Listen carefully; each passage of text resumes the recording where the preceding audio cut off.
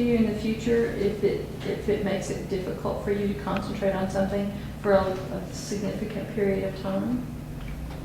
Or do you think everybody's going to be doing it so it won't matter? Well, I think a lot of professors, I know I've had a class where they'll say no computers, but I don't know. It depends, I guess, on the professor's preference, but I think a lot of times professors interpret us being on Facebook as a disinterest in their class, and it's like, I don't think it's acceptable, but I know students who will sit in class on Pinterest in class and then show up to the hour review session. So like, I think it's more of just like their restlessness, like I need something else for my attention, because they're still putting in the time and they're going to the hour tutor sessions.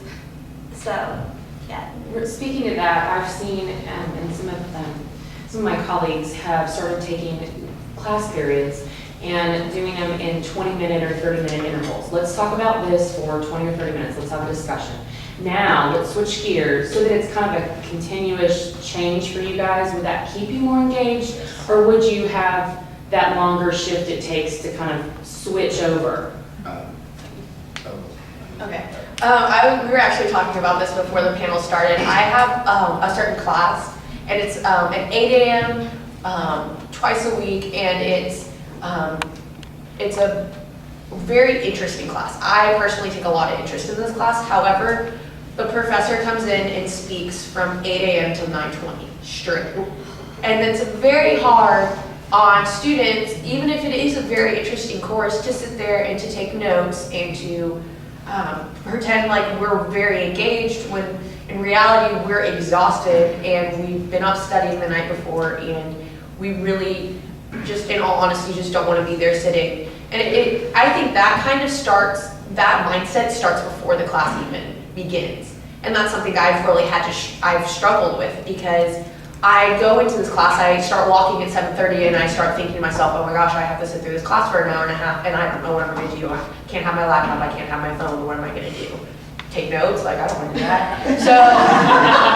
So it's really, I think it's a really hard on our generation to sit there for a long period of time, and it's very unfortunate, because in the real world, we're going to have to sit at our desk and get something done. And that's something I really had to train myself to do, is to stay off Facebook and stay off my phone. And this class has really helped me with that. However, I would prefer the 20-minute, 30-minute interval with a small 5 to 10-minute break, because studies have shown that even if you study like that, you're more likely to retain information. And I think that's what it comes down to, is retaining the information we're learning. And I think, I was saying Lydia this, I've always noticed that for most of my 50-minute classes, I always look at the clock when it's 30 or 25. So around 25 to 30, that's about the time where I see most of my friends also looking at the clock. I have a professor who at 25 he usually makes a stretch. But so I don't know, maybe at the midway point at 25-30, introduce some change to the class, maybe raise the blinds. Or make the class brighter, or Change the environment play a video or something. Something that I found, that kind of speaking on both of their comments, is on the topic of 8 a.m.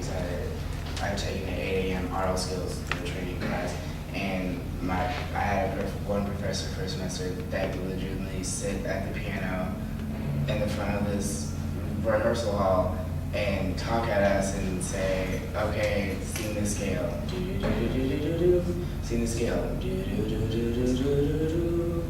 sing this, okay, wait, that didn't sound good, okay, take out your workbooks, look at this, and he would play progressions, okay, who got it right, okay, tell us how you got it. And it was just monotony, because we know every Tuesday, Thursday at 8 a.m. that's exactly the same thing that's going to happen.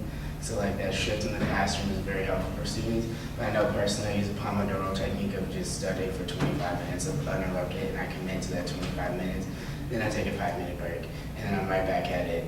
And for me, that 5-minute break is paradise. And then it gives students the mental motivation of working towards some goal or some endpoint or some point of rest. Because if I just sit down with my textbook and say, okay, I have to read, that's going to be extremely disheartening, versus, okay, I'm going to read these 25 pages over the next half hour, and I'm going to take notes, and then I'm going to take a break. and continue that until I get the entire task done is a lot more motivating, and it makes it seem more capable than just, okay, hour and a half, one class. I'm just gonna see. Yeah. I know for me, I've had like 3-hour labs, and I'm a terrible auditory learner, and I can like sit with notes for a long time and absorb it, but when someone's talking at me with no visual cues, I don't do homework assignments because I never even heard that was being assigned if it was just told to us. And so I know for labs that are 3 hours, a lot of times the structure is the first hour, the professor will go through and tell us like, this is what you're gonna be doing, use this microscope, telling us all the instructions, and we'll be doing like 4 experiments, and I'll go through and outline each experiment, and then the last 2 hours, it's go. And that when they say go, it's immediately turn your partner like, what are we doing? And no one knows what's going on. Yeah, and the experiments are super engaging, but I don't know, I just can't comprehend what to do when they're telling us, and so I think it would be so much more helpful if they would go through the first experiment, and then give us some time to do it, go through the second, because when they're just like listing off the whole task for the day, I cannot do that. And then also, I think a way to break up the classroom, the times that everyone's the most engaged is when the professor will open up the floor.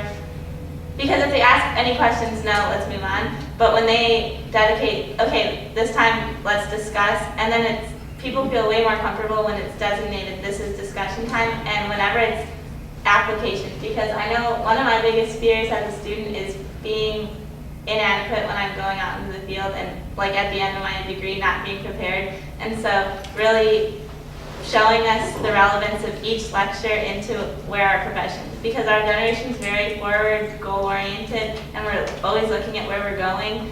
And so if you can tie in what we're doing today, this one lecture on this maybe what we perceive as irrelevant topic, how you can tie it into how it's going to prepare us for the future, it'll keep people engaged and feel like what their time is really well worth it.